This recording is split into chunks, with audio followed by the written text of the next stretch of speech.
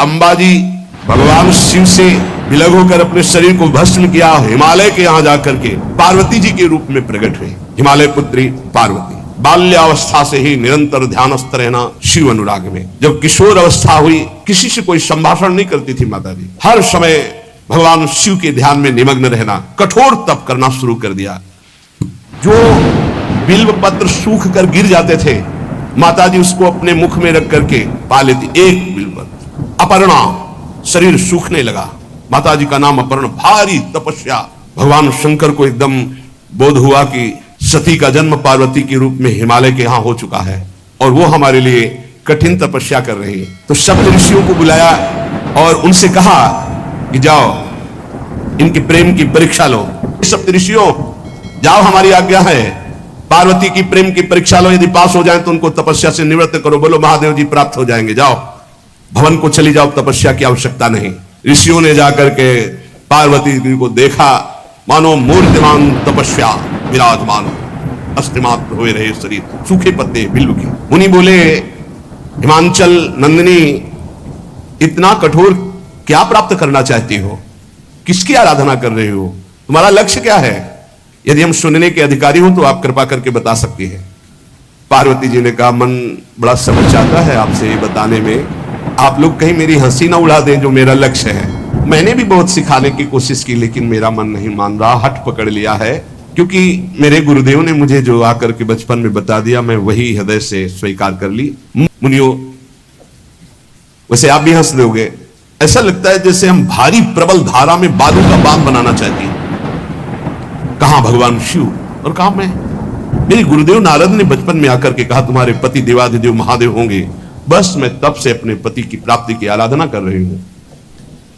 पता नहीं आप मेरी बात सुनकर हंसेंगे कि मानो बिना पंख के मैं आकाश को छूना चाहती हूं। ऋषि हंस पड़े और कहा, बात तो सही है, पर्वत से उत्पन्न हुई हो तो इसलिए तुम्हारी बुद्धि भी हमें लगता है जड़ ही है। नारद के उपदेश से आज तक किसी का घर बसा है? नारद के उपदेश से किसी का घर बसा है? अरे जिस जिसका उपदेश किया उसको बैरागी बना दिया, गृहस्थी तो बनाया नहीं। नारद उपदेश सुनकर किसी का घर बसा हो ऐसा तक प्रमाण नहीं है। देखो, दक्ष के पुत्रों को उपदेश किया, 10,000 एक को 1,000 एक, लौट कर नहीं आए, सब बैरागी बन गए। गुरु नारद जी की जो सीख सुना बर्बाद हो गया, बाबा जी बन गया, भजनानंदी बन गया। वैसे हम बताएं, नारद जी हैं बड़े कपटी, ऊपर से साधु का चिन्ह है, अंदर से कपट। क्या कपट? उसके संसार का नाश कर देते हैं, भगवान से जोड़ देते हैं। मुझे नारद जी की बात कम समझ में आती है। ये उल्टा बोल रहे ऋषि परीक्षा के लिए, गुरु निष्ठा हटाने के लिए, समझ रहे हो? पार्वती जी ने कहा बचपन में मेरे गुरुदेव ने बता दिया, वही मैं। नारद जी की बात आज तक घर किसका? जो नर नारी नारद की बात सुने भवन त्याग करके भिखारी बन गया, प्रमाण है। उनके वचनों पर तुम विश्वास मान रही हो? महादेव जी को पति निर्गुण नीलाज कुबेश कपाली अकुल अगेह दिगंबर ब्याली। नारद जी ने तुम्हें भगवान शिव को पति? बिल्कुल निर्गुण।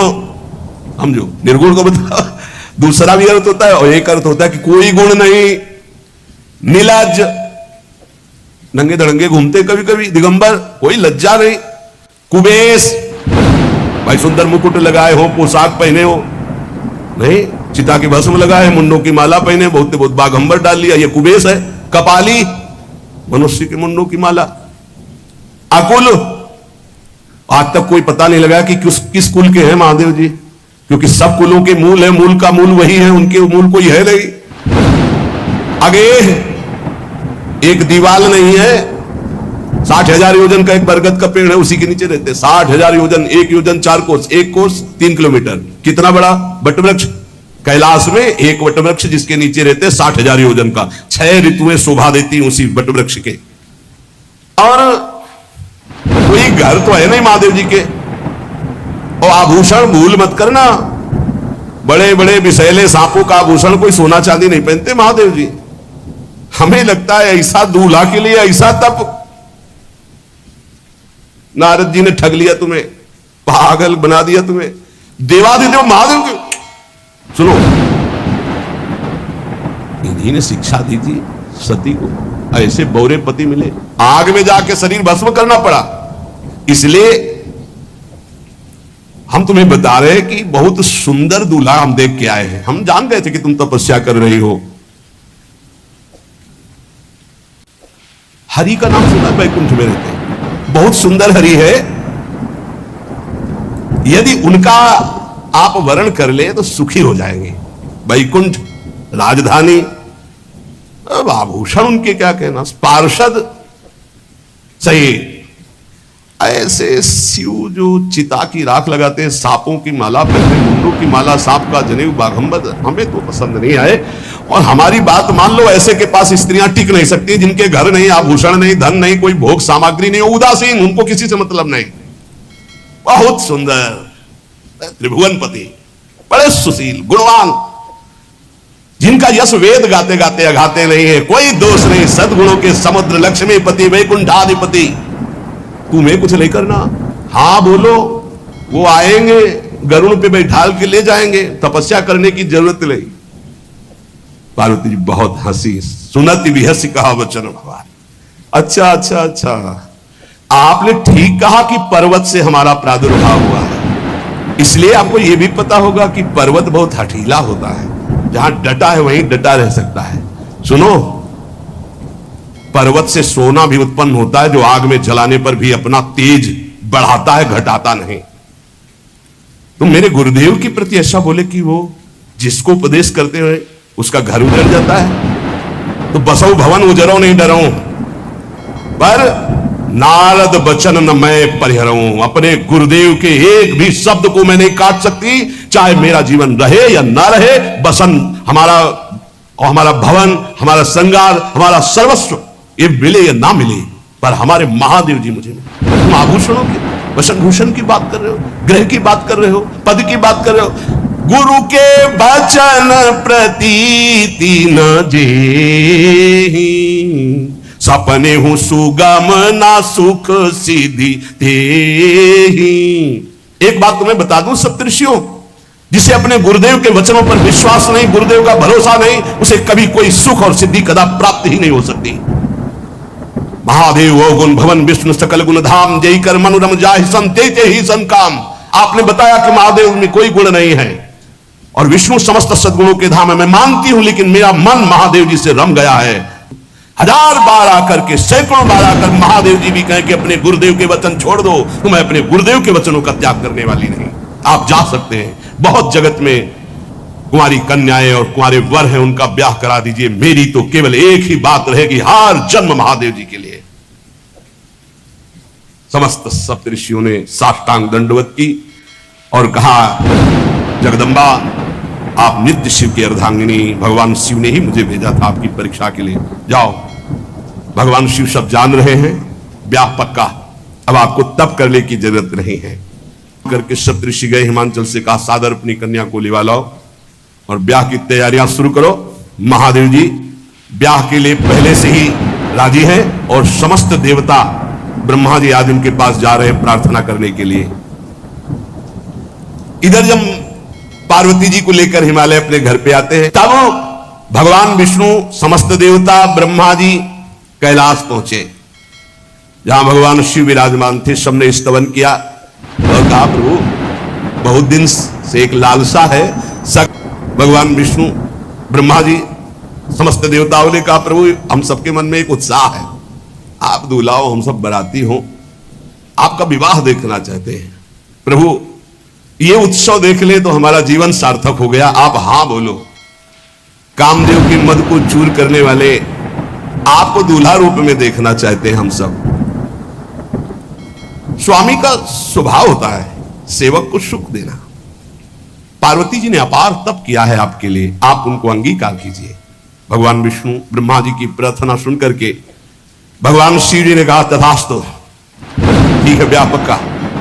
देवताओं ने नगाड़े बजाए, फूलों की वर्षा होने लगी, देवाधिदेव महादेव की जय के नारे कैलाश में गूंजने लगे।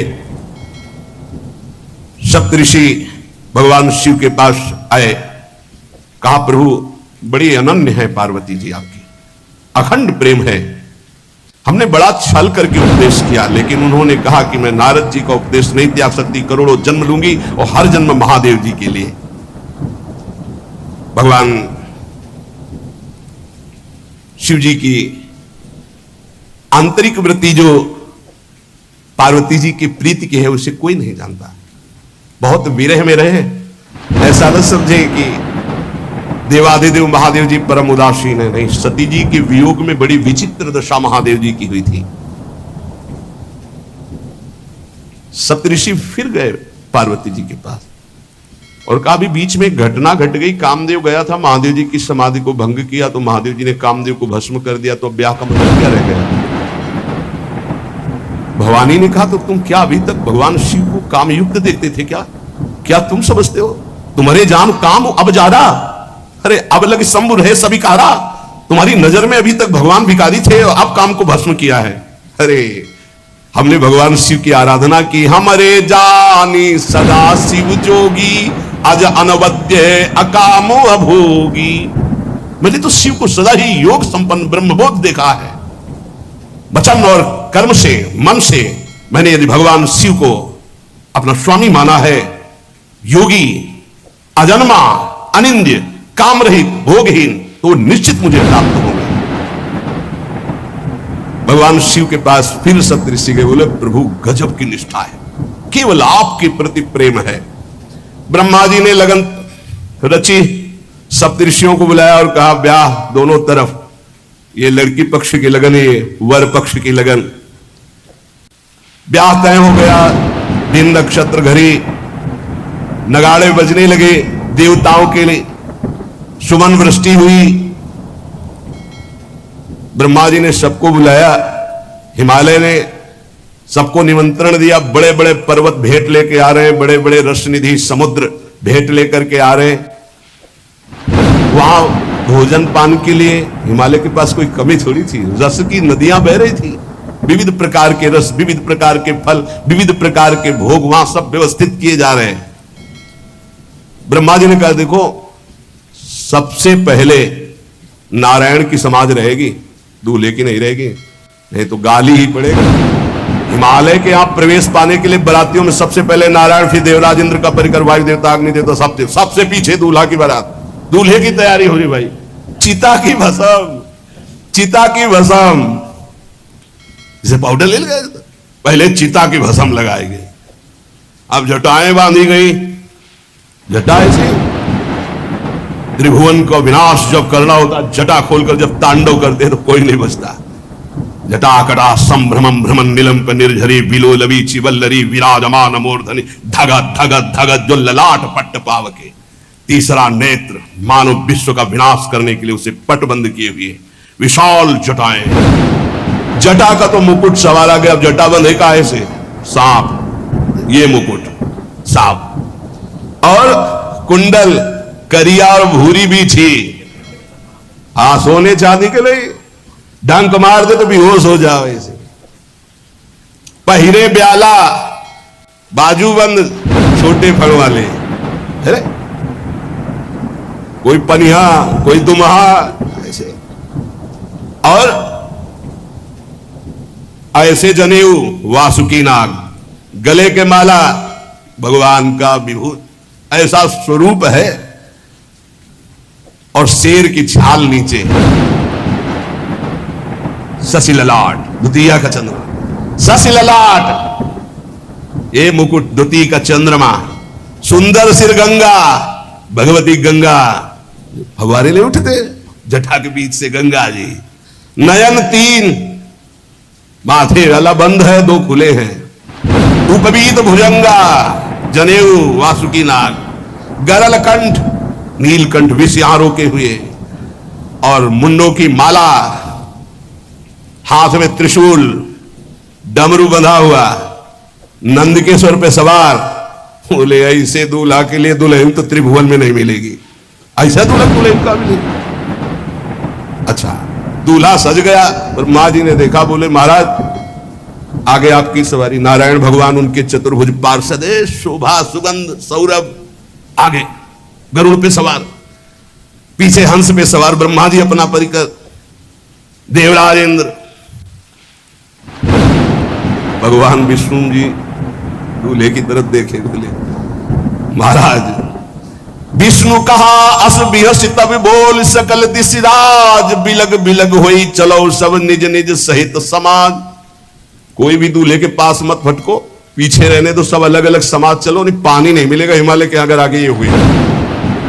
नारायण ने कहा कि दूल्हा के अनुरूप ही हम सब बराती नहीं भैया, दूल्हा सबसे पीछे, सब बराती क्रम से पहले हम, फिर ब्रह्मा जी, फिर देवराज इंद्र, ऐसे सब। भगवान शिव ने कहा तुम अपने पार्षद सब लिए हो, तो हम बुलाते हैं। श्रृंगी निकाली, जे ही बजाया तो भगवान शिव के पार्षद आ गए। शिव अनुशासन सुनि सब आए, प्रभुपद जलद शीस तिल, जय हो महाराज की आज्ञा करो। अरे वो दूल्हा देखा कैसा, बोले बरु बौराह बस असवारा, ब्याल कपाल विभूषण छारा। देखा है दूल्हा बरु बौराह, बावरा है, क्यों? बैल पे सवार है, सांप की माला पहले, भस्म चिता की लगाए, मुंडों की माला। अरे पूछो मत, ऐसा दूल्हा। दूल्हे के शरीर तन छार, ब्याल कपाल भूषण, नगन जटिल भयंकरा, भूत प्रेत पिशाच जोगिल विकट मुख रजनी चरा। जी के लौट के बता रहे, भाग्य मनाओ जो जियत रहा है बरात देखत, पुण्य बढ़ते ही कर सही। जिंदा लौट आए बड़े पुण्य समझो, जो बारात देख ले जिंदा रह जाए, बड़े भाग्य तिनके। देखी सोमा विवाह घर घर बात सब लड़कन, सबने कहा कि अगर दूल्हा को बाराती को देख के जिंदा रह जाए तो विवाह देख पावेगा, मतलब जिंदा नहीं रहेगा। जो बड़े बुजुर्ग थे वो समझा रहे, देखो भगवान शिव हैं, ये उनकी समाज है, सबको वास दिलाया गया। अब आरती करने के लिए, सुमंगल गाने के लिए नवीन नवीन स्त्रियां पार्वती जी की माता के साथ आ रही। मैना नारद जी के पास हिमालय गए, बोले हम तो संभाल लेंगे, घर में सब गड़बड़ हो गया। अरे इनको समझाते कि ठीक से आते, कैसे आए हैं ये, जैसे विनाश कर ले आए हो। अरे ब्याह कर ले आए, घर में सब बिगड़ गया, मैना बिखर गई, ब्याह बंद, अब नहीं होगा, संभालो जाके। नारद जी गए और जाकर के मैना को कहा देखो ये इनका बाहरी रूप है, ये जो आपके यहां पार्वती के रूप में जन्मी, ये नित्य इनकी अर्धांगिनी सती है, जो यज्ञ भवन में शरीर छोड़ करके आपके यहां जन्मी, ये इनकी नित्य संगिनी है। आप ऐसा शोक मत कीजिए। नारद जी विविध प्रकार से माता को समझाया। इनके द्वारा एक भ्रम हो गया था, तो इनको शरीर त्यागना आवश्यक हो गया।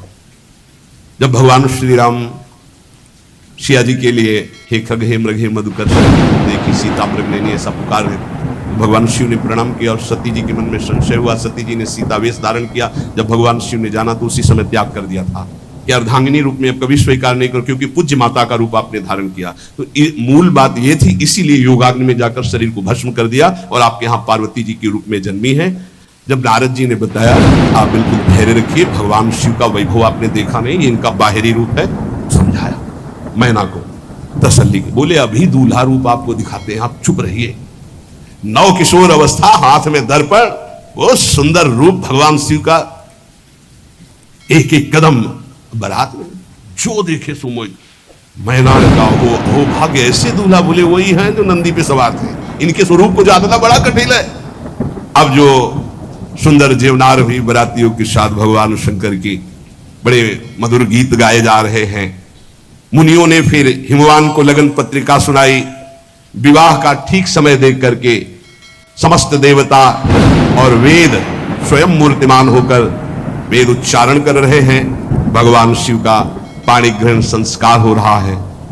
पार्वती जी जब श्रृंगार करके सभा में आई ब्याह मंडप पे, तो कोई ऐसा नहीं था जो देखकर मोहित न हो गया हो। त्रिपुर सुंदरी अंबा है, लेकिन सब ने उनके श्री चरणों में सर झुकाया, क्योंकि जगदात्मा महेश पुरारी, जगदंबिका जानी भव भामा, सुरन मनन मन कीन प्रणाम। ऐसा सुंदर रूप अंबा जी का, त्रिपुर सुंदरी है।